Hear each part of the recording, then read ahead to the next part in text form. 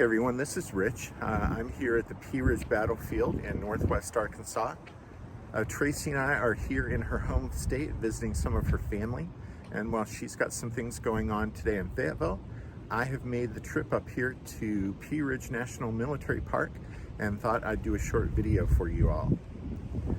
Fought over 2 days in March 1862, Pea Ridge was one of the most important battles in the Trans-Mississippi theater of the Civil War. The great prize in this theater for both the Federals and the Confederates was control of the key border state of Missouri. The Missouri state line is just a hop, skip, and a jump north of here.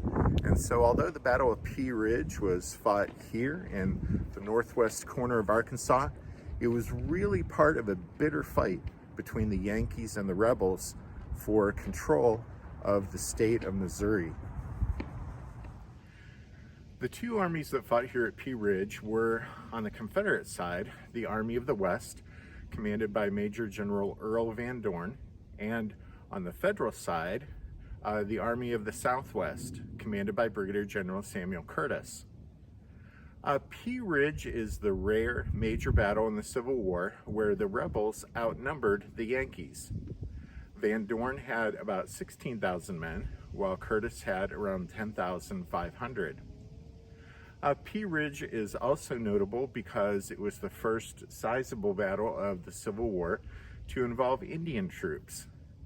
Indian Territory, which is modern-day Oklahoma, is just a stone's throw to the west of here, and Van Dorn had ordered Brigadier General Albert Pike to bring his troops into Arkansas just several days prior to the battle here at Pea Ridge. And so Pike brought the 1st Cherokee Mounted Rifles and the 2nd Cherokee Mounted Rifles, with the latter unit being commanded by Colonel Stand Watie. I mentioned this was a 2-day battle. It was fought on March 7th and 8th, 1862. And on the 7th, an incident occurred which made Pike and the Cherokee infamous, as some of the Federal casualties were scalped and mutilated. Pike later admitted the Cherokee were, quote, in the utmost confusion, all riding this way and that, and listening to no orders from anyone, end quote. Well, Pike himself was horrified when he found out about the scalpings after the battle, and he ordered his troops to refrain from such behavior in the future. But nevertheless, the northern press, the northern newspapers, ran with the story, denouncing Pike and condemning his Indians for this gruesome incident that happened here at Pea Ridge.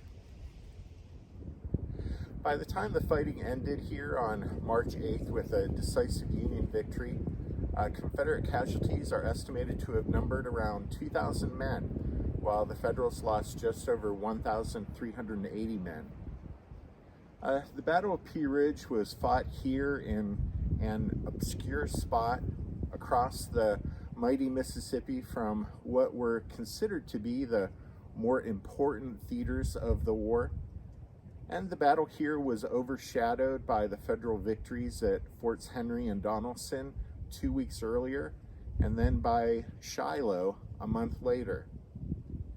However, seldom in the war did the control of so much territory depend on the outcome of one battle, because Curtis's victory here at Pea Ridge, although no one knew it at the time, his victory here at Pea Ridge actually ensured Federal control of northern Arkansas and the entire state of Missouri for the rest of the war.